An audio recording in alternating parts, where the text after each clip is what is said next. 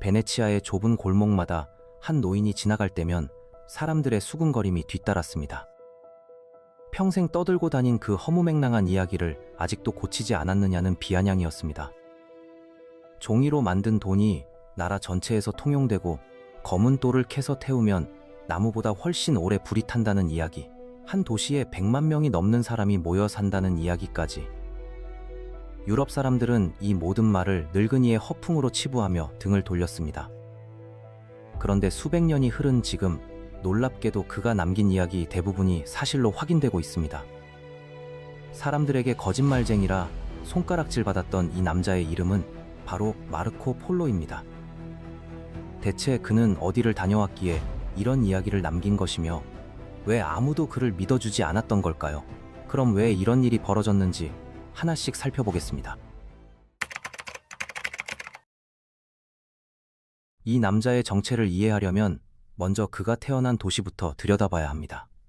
지금이야 관광객들이 곤돌라를 타는 낭만적인 물의 도시로 알려져 있지만 13세기의 베네치아는 지중해 무역을 손에 쥔 상업 제국이었습니다. 이 도시의 상인들은 인도와 동방에서 건너온 비단과 향신료를 사들여 유럽 전역에 되팔며 막대한 부를 쌓았고 그 돈을 굴리기 위한 초보적인 은행과 보험 제도까지 만들어낼 정도였습니다. 바로 이 상업 도시의 한 무역상 집안에서 1254년 무렵 마르코가 태어납니다. 베네치아의 수호성인 성 마르코에서 따온 이름이었습니다. 그런데 이 아이는 태어날 때부터 아버지의 얼굴조차 알지 못했습니다. 아버지 니콜로 폴로는 아들이 태어나기도 전에 이미 동방으로 무역 원정을 떠나 있었기 때문입니다. 자신에게 아들이 생겼다는 사실조차 모른 채 수년간 낯선 땅을 떠돌던 아버지, 그리고 그가 어릴 때 세상을 떠난 어머니 밑에서 어린 마르코는 결국 친척 어른들의 손에 자라났습니다. 그렇게 아버지 없이 자란 소년이 아버지의 얼굴을 처음 마주한 것은 놀랍게도 15살이 되어서였습니다. 16년이라는 긴 시간 동안 떠돌던 아버지가 마침내 베네치아로 돌아왔고 부자는 그렇게 낯선 사람처럼 처음 만났습니다. 그렇다면 아버지는 대체 그 긴 시간 동안 어디서 무엇을 하고 있었던 걸까요? 답은 저 멀리 아시아 대륙에 있었습니다. 당시 아시아는 칭기즈칸이 세운 몽골 제국이 집어삼키고 있었습니다. 바그다드 같은 유서 깊은 도시가 무너지고 수많은 나라가 짓밟히던 시절이었지만 아이러니하게도 이 거대한 정복의 결과로 유라시아 대륙 전체를 가로지르는 안전한 교역로가 열렸습니다. 역사가들은 이 시기를 두고 몽골이 가져온 평화라고 부릅니다. 니콜로와 그의 동생 마페오는 바로 이 기회를 놓치지 않았습니다. 이슬람 상인들을 거치지 않고 원나라의 황제와 직접 거래한다면 지금까지와는 비교도 안 되는 이익을 남길 수 있었기 때문입니다. 그래서 두 형제는 우즈베키스탄의 부하라를 거쳐 몽골 제국의 심장부까지 걸어 들어갔고 그곳에서 뜻밖의 초대를 받습니다. 중국 대륙을 다스리는 최고 권력자 쿠빌라이 칸이 두 이탈리아 상인을 자신의 궁정으로 불러들인 것입니다. 유럽인이 몽골 황제와 얼굴을 맞대고 이야기를 나눈다는 것 자체가 당시로서는 상상하기 힘든 일이었습니다. 쿠빌라이는 기독교의 우호적인 인물이었고 두 형제에게 교역 특권과 제국 어디든 자유롭게 다닐 수 있는 통행증을 내주었습니다. 값비싼 비단과 보석을 잔뜩 짊어지고 돌아온 두 형제는 그렇게 15살 소년 마르코와 처음 마주하게 된 것입니다. 그런데 이 부자 상봉은 시작에 불과했습니다. 채 몇 년도 지나지 않아 이번에는 셋이 함께 다시 동방으로 떠나기로 결정되었기 때문입니다. 17살, 지금으로 치면 고등학생 나이의 소년이 세계 최강의 제국을 향해 걸어가는 여정에 자원해서 몸을 실었습니다. 아버지의 부재 속에서 자란 소년에게 이 여행은 단순한 무역길이 아니라 어쩌면 평생 채우지 못했던 아버지와의 시간을 되찾을 마지막 기회였을지도 모릅니다. 하지만 출발부터가 순탄하지 않았습니다. 새 교황의 선출을 기다리다 지친 일행은 결국 임명 소식이 도착하기 전에 먼저 길을 나섰고 동행했던 수도사 2명은 얼마 못 가 위협적인 지역 영주를 만나자 겁을 먹고 발길을 돌렸습니다. 결국 3명의 베네치아인만 남아 여정을 이어가야 했습니다. 그런데 이 험난한 시작과 달리 마르코는 뜻밖의 부분에서 깊은 인상을 받습니다. 바로 몽골 제국이 종교에 대해 놀라울 정도로 관대하다는 사실이었습니다. 칸에게 충성하고 세금을 낸다면 어떤 신을 믿든 상관하지 않는다는 것이었습니다. 지금 기준으로도 낯선 발상인데 800년 전 소년의 눈에는 얼마나 신선하게 비쳤을지 짐작이 갑니다. 이렇게 시작된 여정은 이후로도 낯선 풍경의 연속이었습니다. 아라라트산을 지날 때는 노아의 방주가 있을 거라 기대했지만 아무것도 발견하지 못해 실망했고, 페르시아의 도시 타브리즈에서는 진주 상인들이 손을 천으로 가린 채 서로의 손가락을 은밀히 쥐어가며 가격을 흥정하는 진풍경을 목격했습니다. 값이 새어나가지 않도록 만든 그들만의 암호였던 셈입니다. 호르무즈 항구에서는 배를 타고 인도로 건너가려 했지만 정작 눈앞의 배들이 너무 낡고 위험해 보여 계획을 접고 다시 육로로 방향을 틀어야 했습니다. 그렇게 육로를 택한 대가는 결코 가볍지 않았습니다. 페르시아 동북부 오아시스 지대를 지날 무렵 마르코는 산속 요새에 숨어 지내며 권력자들을 암살한다는 광신도, 집단 아사신에 대한 소문을 접했는데 사실 이들은 이미 몽골군에 의해 거의 전멸된 뒤였습니다. 이어 아프가니스탄의 바르라는 도시에서는 한때 세계 최고의 도시로 손꼽혔지만 칭기즈 칸의 손에 완전히 파괴된 폐허를 마주했고, 마르코는 자신의 어린 시절 영웅이었던 알렉산더 대왕의 전설이 이 땅 곳곳에 서려 있다는 사실에 묘한 감정을 느꼈습니다. 정복자의 발자취 위에 또 다른 정복자의 흔적이 겹쳐 있었던 셈입니다. 그리고 얼마 지나지 않아 여정의 첫 번째 진짜 위기가 찾아옵니다. 바다 흐샨이라는 보석의 땅, 루비와 청금석이 넘쳐나는 아름다운 오아시스에서 소년 마르코가 갑작스레 병으로 쓰러진 것입니다. 오늘날 학자들은 그가 결핵을 앓았을 가능성을 제기합니다. 어쩌면 어릴 적부터 몸속에 잠들어 있던 병균이 혹독한 여정의 스트레스 속에서 깨어난 것일 수도 있습니다. 일행은 발이 묶인 채 무려 1년을 그곳에 머물러야 했습니다. 낯선 땅에서 사경을 헤매던 소녀는 무슨 생각을 했을까요? 고향으로 돌아가고 싶다는 생각과 여기서 멈출 수 없다는 오기가 동시에 그의 안에서 부딪혔을지도 모릅니다. 결국 그는 다시 일어섰습니다. 하지만 이 병마와의 싸움은 그가 앞으로 마주할 시련에 비하면 겨우 서막에 불과했습니다. 병이 나은 뒤 일행을 기다린 건 파미르 고원이었습니다. 마르코는 이곳을 세상에서 가장 높은 곳 가운데 하나라고 묘사하며 먹을 것이 없어 새들조차 날지 못한다고 적었습니다. 산소가 희박해 모닥불조차 제대로 피우기 어려웠지만 뜻밖에도 거대한 호수와 살찐 양떼가 뛰노는 초원을 발견하고는 세상에서 가장 기름진 목초지라며 감탄했습니다. 그렇게 험준한 산맥을 넘었지만 시련은 끝나지 않았습니다. 타클라막한 사막의 끝자락, 그리고 그보다 훨씬 광활한 고비 사막이 기다리고 있었기 때문입니다. 낮에는 섭씨 40도를 넘나들다가 밤이 되면 영하로 곤두박질 치는 극한의 사막이었습니다. 모래 언덕 사이로 바람이 지나가며 만들어내는 기묘한 울음소리를 두고 사람들은 사막에서 죽어간 이들의 영혼이 우는 소리라고 믿었습니다. 마르코 역시 이 노래하는 모래에 대한 기억을 훗날 생생하게 전했습니다.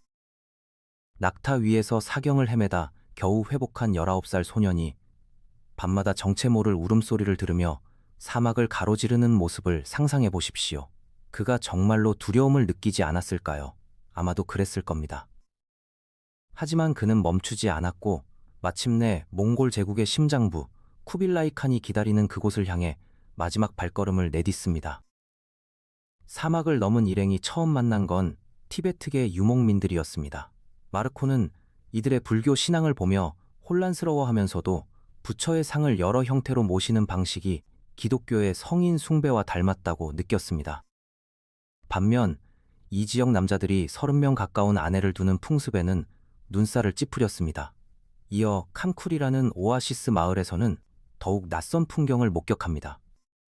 이곳 남자들은 먼 곳에서 온 손님에게 자신의 아내를 내어줄 정도로 극진한 환대를 베풀었고 여자들 역시 이를 자연스럽게 받아들였다고 합니다.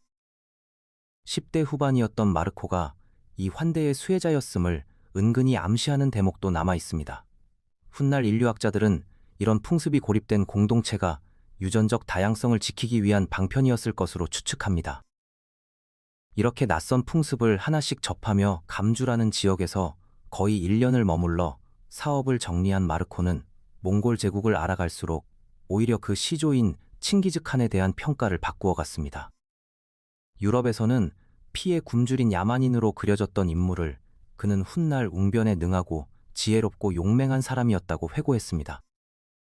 심지어 자신의 어린 시절 영웅 알렉산더 대왕과 견줄 만한 인물로까지 평가했습니다. 정복당한 도시의 백성들조차 보호했다는 이야기까지 전하며 편견에 갇혀있던 유럽인들의 상식을 조금씩 흔들어 놓았습니다.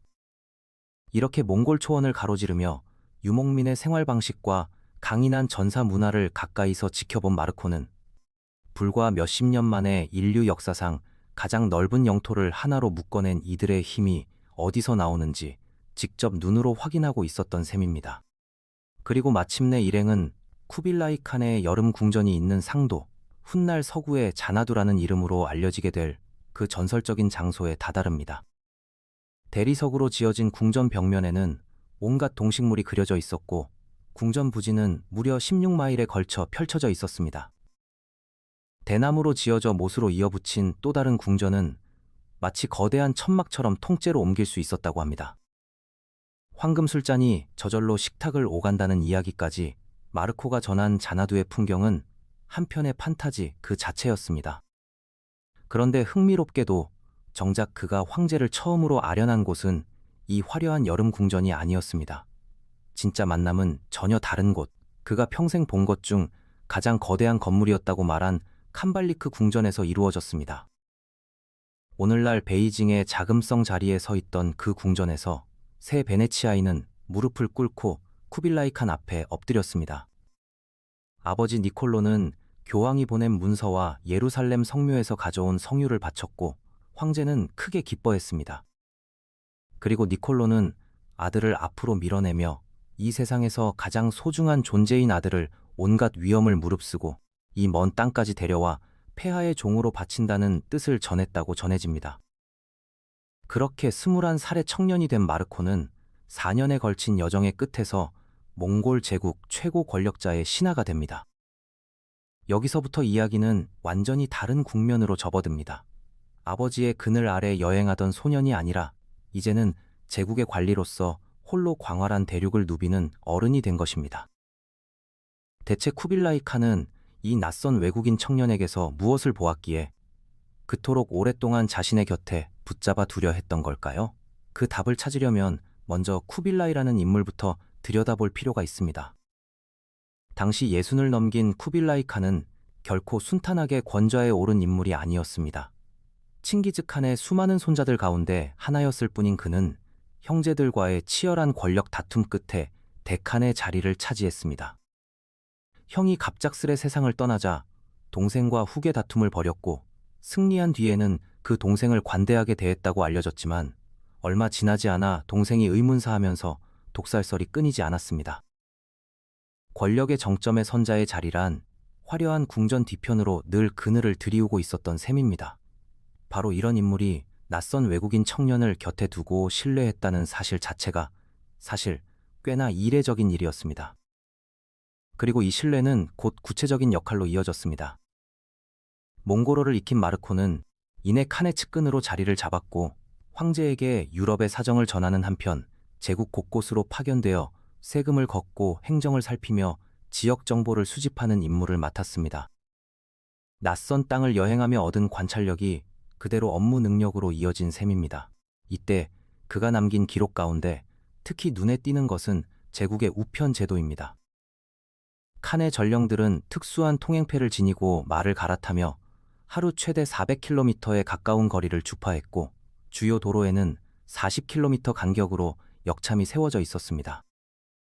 역참마다 최소 400마리의 말이 대기하고 있었고 이런 시설이 제국 전역에 10,000개 가까이 흩어져 있었다고 마르코는 전했습니다.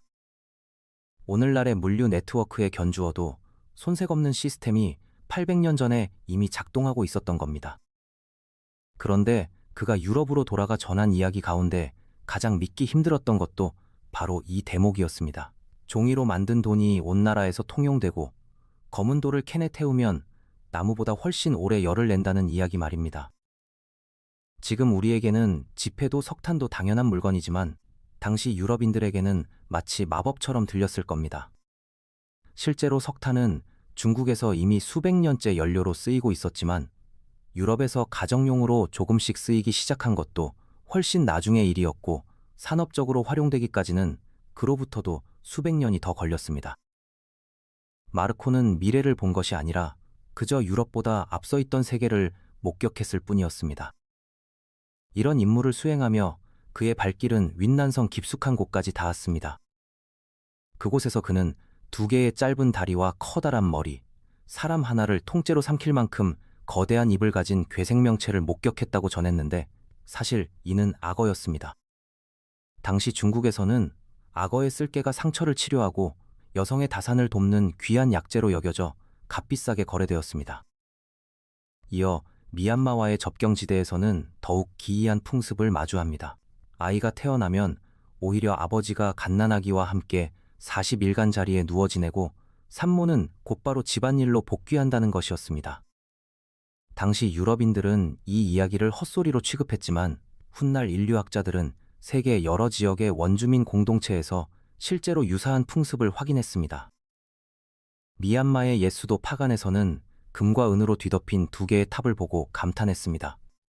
몽골군이 이곳을 정복한 뒤 탑의 금은 보화를 뜯어가려 하자 정작 쿠빌라이 칸이 이를 만류했다는 이야기도 전했습니다.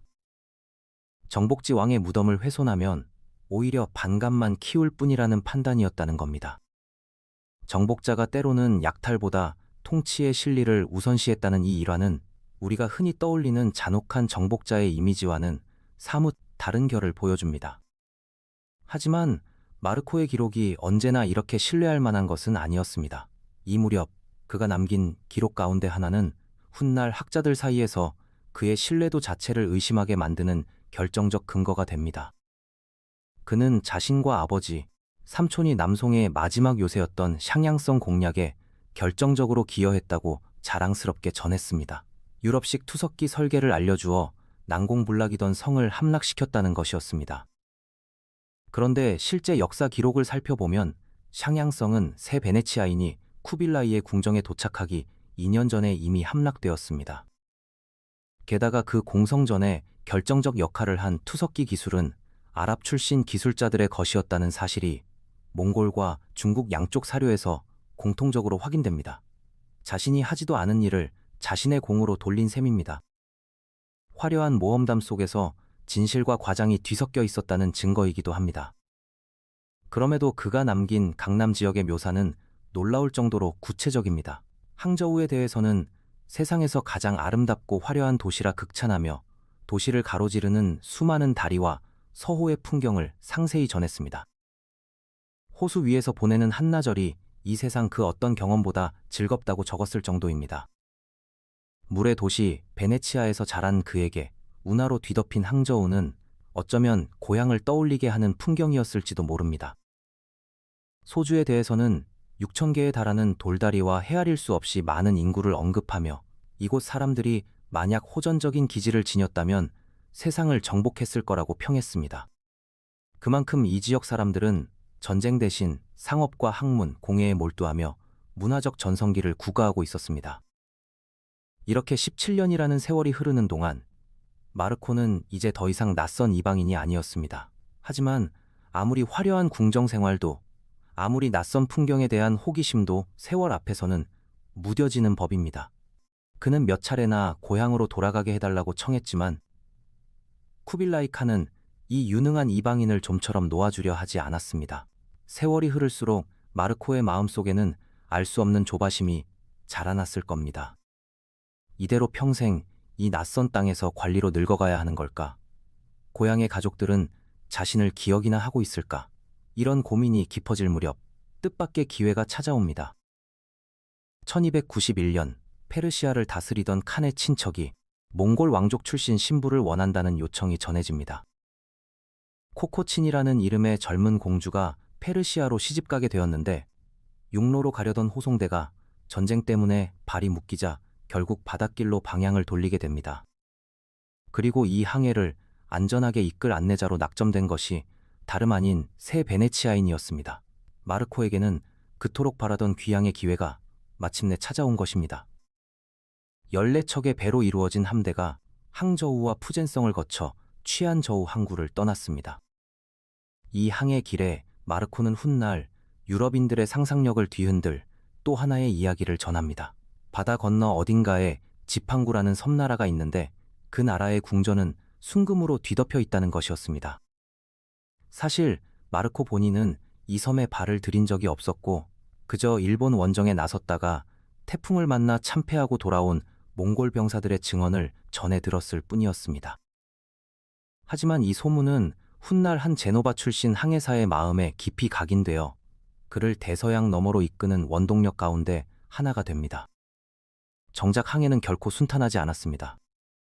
인도양을 건너는 데만 무려 18달이 걸렸고 기록에 따르면 중국을 떠날 때 600명에 달했던 일행 가운데 페르시아에 도착했을 때 살아남은 사람은 겨우 18명이었다고 합니다. 물론 이 수치는 마르코 특유의 과장이 섞였을 가능성이 크지만 그만큼 험난한 여정이었다는 것만은 분명합니다. 그런데 페르시아에 도착한 일행을 기다린 건 또 다른 비극이었습니다. 공주가 시집가기로 했던 신랑이 이미 세상을 떠난 뒤였습니다. 결국 공주는 죽은 신랑의 아들과 혼인하게 됩니다. 그리고 페르시아에 머무는 동안 마르코 일행은 자신들을 그토록 오래 곁에 두었던 쿠빌라이 칸이 세상을 떠났다는 소식을 전해 듣습니다. 17년을 함께한 주군의 죽음 앞에서 마르코는 어떤 감정을 느꼈을까요? 어쩌면 그것은 슬픔보다도 이제 정말로 돌아갈 길이 열렸다는 복잡한 안도감이었을지도 모릅니다. 이제 페르시아를 떠나 육로로 다시 여행길에 오른 세 사람은 튀르키예의 트레비존드 왕국을 지나며 부패한 지방 관리에게 그동안 모은 재산 일부를 강탈당하는 수모까지 겪습니다. 그리고 마침내 1295년, 24년 만에 베네치아 땅을 다시 밟습니다. 17살 소년으로 떠났던 마르코는 이제 40을 넘긴 중년의 사내가 되어 돌아왔습니다. 하지만 그를 기다린 것은 따뜻한 환영이 아니었습니다. 집에는 이미 다른 친척들이 들어와 살고 있었고 그들은 문 앞에 선 낯선 몽골식 복장의 세 남자를 죽은 줄 알았던 사람들로 여기지도 못한 채 문전박대했습니다. 24년이라는 시간은 가족조차 알아보지 못할 만큼 길고 잔인한 세월이었던 것입니다. 이 절박한 상황에서 세 사람이 꺼내든 것은 말이 아니라 물건이었습니다. 몽골식 외투 속 이곳저곳에 꿰매어져 있던 진귀한 보석들을 하나둘 풀어내자 그제야 사람들은 이 초라한 몰골의 사내들이 정말로 죽은 줄 알았던 폴로 가문 사람들이라는 사실을 믿기 시작했습니다.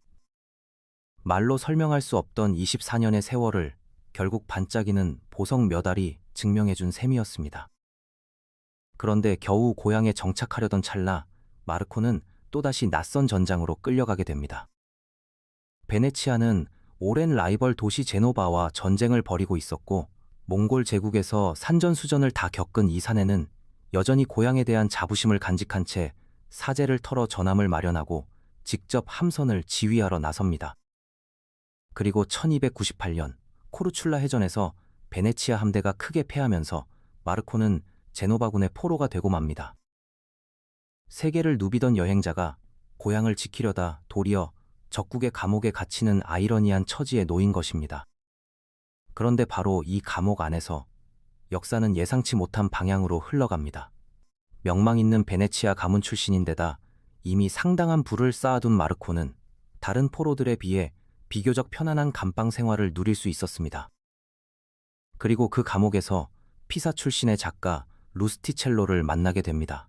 오랜 시간이 남아도는 감옥 안에서 마르코는 자신이 겪었던 24년간의 여정을 하나둘 풀어놓기 시작했습니다. 사막의 모래바람 소리, 자나두의 화려한 궁전, 항저우의 수많은 다리, 그리고 쿠빌라이 칸과의 만남까지 루스티첼로는 이 놀라운 이야기를 놓치지 않고 받아 적었습니다. 만약 이 우연한 만남이 없었더라면 우리는 지금 마르코 폴로라는 이름조차 들어보지 못했을 가능성이 큽니다. 전쟁에서의 패배와 포로 생활이라는 불운이 역사의 길이 남을 한 권의 책을 탄생시킨 계기가 된 셈입니다. 이렇게 완성된 책의 원래 제목은 오늘날 흔히 알려진 동방견물록이 아니라 세계의 경이로움에 관한 책이라는 뜻에 훨씬 가까웠습니다. 흥미로운 점은 이 책을 마르코 본인이 직접 쓴 게 아니라는 사실입니다. 감옥 안에서 그가 구술한 내용을 루스티첼로가 정리하고 각색해 완성한 작품이었습니다. 그래서 지금까지도 학자들은 이 책에서 어디까지가 마르코가 실제로 겪은 일이고 어디서부터가 작가의 윤색인지 명확히 구분하지 못하고 있습니다.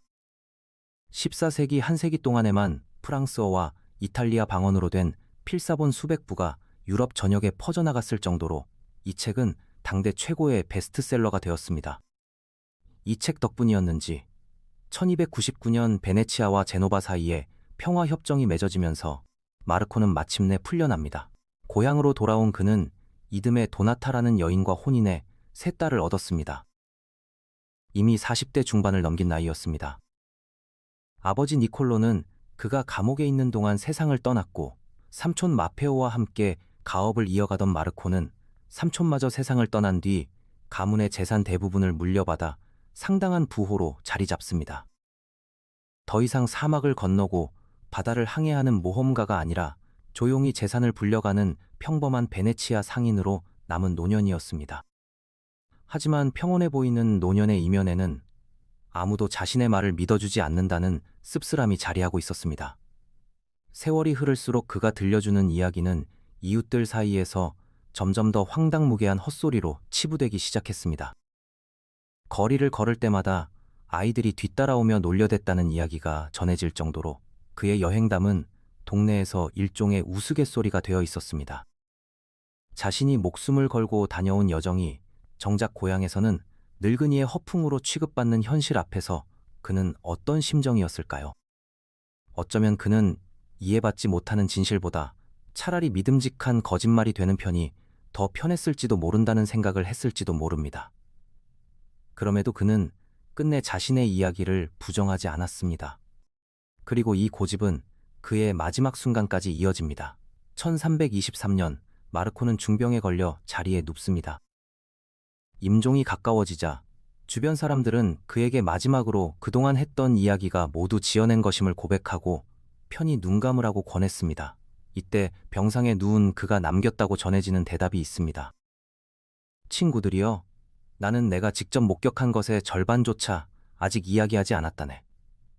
죽음을 눈앞에 두고도 자신의 경험을 부정하지 않았던 이 한마디는 오늘날까지도 그를 상징하는 말로 남아 있습니다. 그는 1324년 초 69의 나이로 눈을 감았습니다. 그런데 그의 이야기를 둘러싼 의문은 그가 세상을 떠난 뒤에도, 아니, 지금 이 순간까지도 완전히 풀리지 않았습니다. 그가 정말로 중국 땅을 밟기는 한 걸까요? 회의론자들은 몇 가지 이상한 공백을 지적합니다. 그토록 오래 중국에 머물렀다는 사람이 만리장성에 대해서는 이렇다 할 언급을 남기지 않았습니다. 젓가락을 사용하는 문화나 여성들의 전족 풍습에 대해서도 뚜렷한 기록이 없습니다. 심지어 중국인의 상징과도 같은 차 문화조차 그의 책에서는 찾아보기 어렵습니다.